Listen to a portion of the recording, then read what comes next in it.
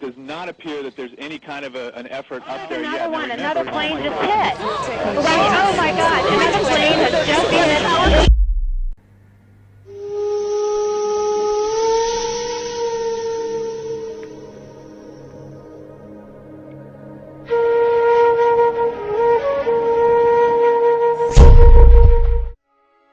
September 11th, 2001.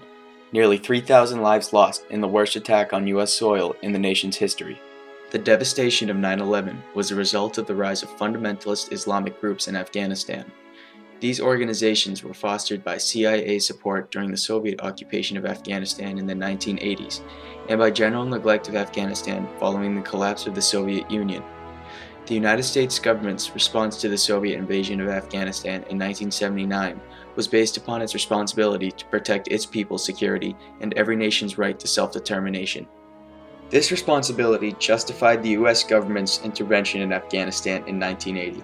However, after the withdrawal and collapse of the Soviet Union, the federal government neglected its responsibility to remain in Afghanistan. The failure of the U.S. government to uphold their responsibilities to protect the rights of the Afghan people facilitated the rise of the organizations behind the attacks of September 11th, organizations that continue to threaten the security of our nation today.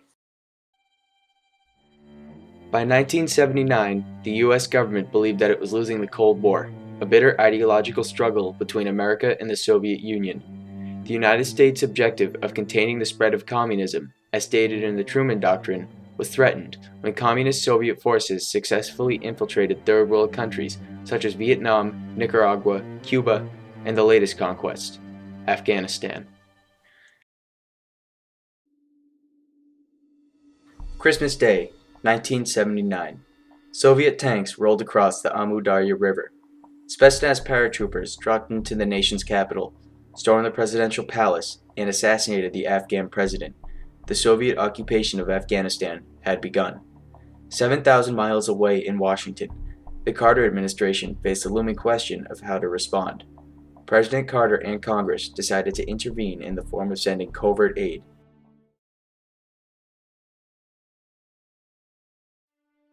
The Soviet occupation of Afghanistan threatened both the United States' stance in the Cold War and the Afghans' right to self-government. To U.S. policymakers, the invasion of Afghanistan gave them a responsibility to contain the threat of Soviet expansion and to protect the Afghans' right to self-determination. The occupation of Afghanistan gave the Soviets the upper hand in the Cold War, a war which threatened the existence of the United States. Thomas Pickering of the State Department. I think a great deal. There was a great deal of fear that the Soviets were pushing toward establishing warm water connections on the Indian Ocean, and that Afghanistan was sort of the next domino to drop. There was great fear of Soviet expansionism. The war in Vietnam had been fought on that basis, and this was seen to be another kind of Soviet attempt to push in that particular direction and to create at least a new satellite in Afghanistan, if not a stepping stone into Pakistan and further south. The U.S. executive branch felt that a primary responsibility during the Cold War was to ensure national security. In order to fulfill this responsibility, the U.S. intervened in Afghanistan. Their goals of containment were demonstrated in the National Security Decision Directive 166, in which the White House stated, quote, "Our covert program will deny Afghanistan to the Soviets as a secure base from which to project power and influence in the region." Furthermore, the executive branch assumed a responsibility to protect the Afghan people's right to self-determination. Since the Wilson presidency in World War I, U.S. foreign policy had been grounded in promoting national sovereignty. The underlying purpose of all CIA action in Afghanistan was outlined by NSDD 166, which declared, "The ultimate goal of our policy is the removal of Soviet forces from Afghanistan and the restoration of its independent status." In order to protect the Afghans' right to self-determination and contain Soviet expansion, the U.S. government provided aid to the Mujahideen, Afghan freedom fighters who resisted the Soviet occupation. American aid funded the training of the Mujahideen and supplied them with weapons that inflicted massive damage on the Soviet forces. As the war progressed, the rising cost of occupation and internal chaos within the USSR forced the Soviets to withdraw their troops from Afghanistan.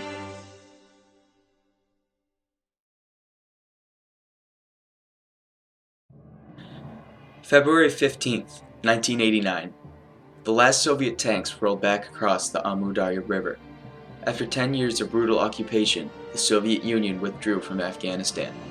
Soon after, a barbarous civil war erupted between the stranded Soviet puppet government and the Mujahideen. In 1992, the Soviet Union and the Afghan puppet government collapsed, causing the general disengagement of American interests. By early 1996, President Clinton and Congress had cut funding to Afghanistan, and the CIA had removed all of its assets from the country.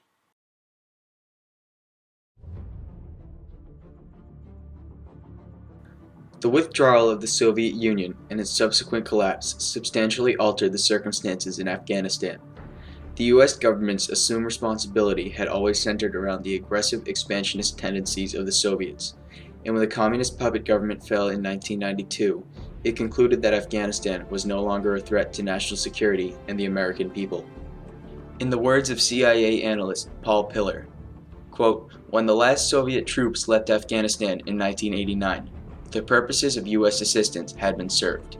U.S. policymakers do not see themselves as having a stake in the continued Afghan civil war.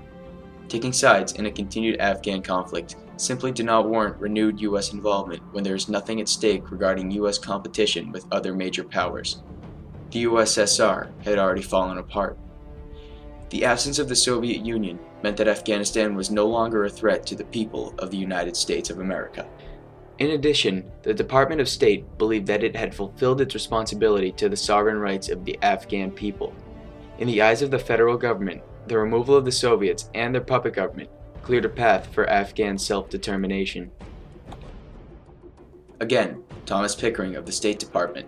Well, I think that we believed by withdrawing we were opening the way for self-government and self-determination. With the Soviet oppressors gone, the State Department believed that the Afghans could finally form their own government without foreign involvement.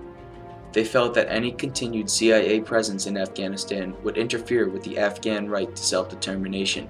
This view of Afghanistan, as well as an eagerness to say job done, led Clinton and Congress to conclude that all of their responsibilities were fulfilled.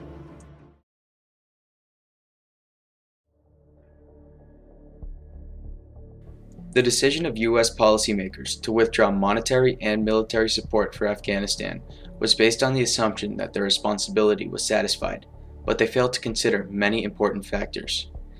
U.S. funding unintentionally developed much of the infrastructure that would be used by the fundamentalists in Afghanistan. Training camps and Islamic schools that were built along the mountainous Afghanistan-Pakistan border were used to train fighters and allowed Islamic radicals from throughout the world to network with each other. This led to the formation of foreign terror organizations. Most importantly, the United States government underestimated the extent of Pakistan's involvement in Afghanistan. Pakistan wanted a radical Islamic government in Afghanistan for their own strategic purposes.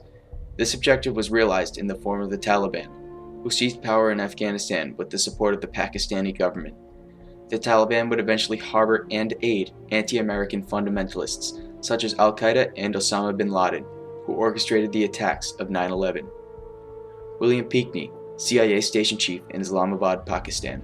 One lesson that the U.S. took away from Afghanistan was the one that dictates you've got to remain involved. When the Soviets left Afghanistan and withdrew across the Amu Darya River back into the Soviet Union, we washed our hands of Afghanistan, only to discover that between 1989 and 1993 or 4, as the Taliban were gaining strength and bin Laden was building up his capabilities in Afghanistan, that we shouldn't have left Afghanistan as quickly and as completely as we did. When the U.S. government intervened on behalf of the Afghans' rights in 1979, it assumed the responsibility to the people of Afghanistan, a responsibility that the U.S. ignored following Soviet withdrawal. By failing to stabilize Afghanistan, the U.S. unintentionally allowed the formation of terrorist groups carried out September 11th. These attacks and further instability forced America to re-enter Afghanistan.